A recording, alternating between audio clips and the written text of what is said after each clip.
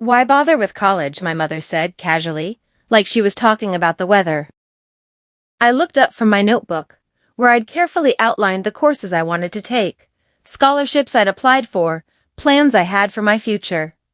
My brother was sitting beside me, grinning, already holding the acceptance letter for his tuition-paid college. You don't need degrees, my mother continued, smiling as if this were thoughtful advice. Just focus on finding a husband. The words hit like a punch I hadn't seen coming. The room went quiet. A few relatives shifted in their seats, smiling at each other, nodding in approval. My father casually cut a slice of cake, pretending nothing was unusual. My brother leaned back in his chair, smirking knowingly. For a moment I felt the urge to lash out, to cry, to throw the notebook across the room, but I didn't. I realized something crucial. This wasn't about my future. It was about their comfort, their idea of control, their attempt to shrink me, to make me smaller so their decisions could feel justified. I looked around the table. The smiles weren't kind. The eyes were curious, waiting to see me falter. People love noise. They mistake loud words for truth. They think mockery is power. I closed my notebook gently. Okay, I said. No anger, no explanation, just calm. Then I glanced at Grandma. She was sitting quietly in the corner, observing everything. Her gaze was sharp, steady, not waiting for a reaction, but for a decision. And in that moment, I made one. I stood up slowly, deliberately, the chair scraping slightly against the floor. I have something to take care of, I said. My father frowned. Where are you going? I'll be back, I replied, calm, measured. No need to justify. No need to defend myself. As I walked past my brother, I heard him whisper under his breath, same as always, can't handle anything. I paused for half a second, not to reply, only to register it. Then I continued walking. I wasn't leaving out of hurt. I wasn't running away. I was leaving with clarity.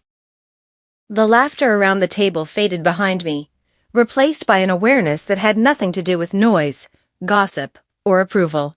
This was silence, the kind that carries weight, the kind that signals change. I stepped out into the corridor, my heart steady, my mind focused. For the first time, I understood something essential. People don't test your worth, they reveal their own. I held my head high as I left the room. Calm, unshaken, determined.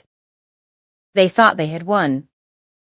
They had no idea what I was about to do next. After that night, I stopped trying to prove anything to them. Their words, their sneers, their whispered expectations, I let them pass like wind. I focused on myself.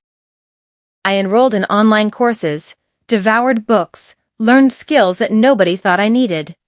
Freelance projects came next, small at first, then bigger. Each one I completed quietly, carefully, built a foundation they couldn't see and couldn't touch. I moved to a city where nobody knew my family, where my reputation wasn't defined by their whispers. I networked with people who judged me by my work, not my last name, not my gender, not my parents' opinions. Slowly, doors opened. Opportunities appeared. I didn't announce it. I didn't brag. I let my results speak. Meanwhile, the contrast grew impossible to ignore. My brother, whose tuition was fully paid and future mapped out by my parents, struggled with his classes. He complained, lost confidence, and leaned on their expectations more than his own effort. My parents kept talking, proud of him, unaware how irrelevant their guidance had become to me. The people who once laughed at me or nodded along with their remarks began to notice the quiet shift. A client mentioned how reliable and efficient I was, not knowing my history. A mentor praised my dedication, unaware of the family politics in the background. The truth was rising, almost visible, but I didn't chase it. I didn't need to. I just kept building. There were small moments of satisfaction I didn't allow myself to celebrate aloud. An old teacher emailed, apologizing for doubting me years ago. A former employer asked for my guidance on a project they had originally thought I couldn't handle. These were whispers of vindication, but subtle, never loud. I wasn't proving them wrong. I was outgrowing them. Every skill learned, every project finished, every opportunity earned, these were bricks in a structure too solid for their words to shake. My calmness became my strength. Their noise became meaningless. One afternoon, a conference call brought a faint hint of exposure. A colleague casually praised me for a report I had completed flawlessly. My parents' words had followed me in whispers, but here, the truth spoke louder than any rumor. I said nothing dramatic. I smiled, kept my tone neutral, confident. That moment hinted at what everyone was about to realize, without me needing to raise my voice. I still didn't attack. I still didn't gloat.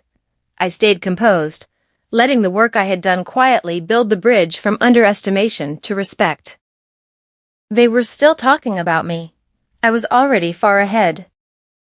The family gathered again, expecting the usual smiles, the praise for my brother's accomplishments.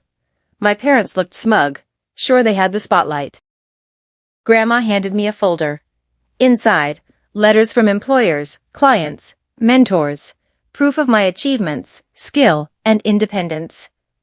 Every whispered doubt, every dismissal, every "you don't need degrees" moment, rendered meaningless. My parents flipped through it, shock spreading across their faces. My mother's smile vanished. My father's eyes lowered. The room was quiet. I didn't gloat. I didn't raise my voice. I simply said, calm and steady. I never needed permission to grow. I focused on what mattered. Respect shifted instantly, not because of anger or drama, but because truth and competence always command it. I didn't return to their narrative.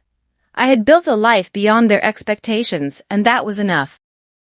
They thought I was weak because I was quiet. They didn't know I was simply busy becoming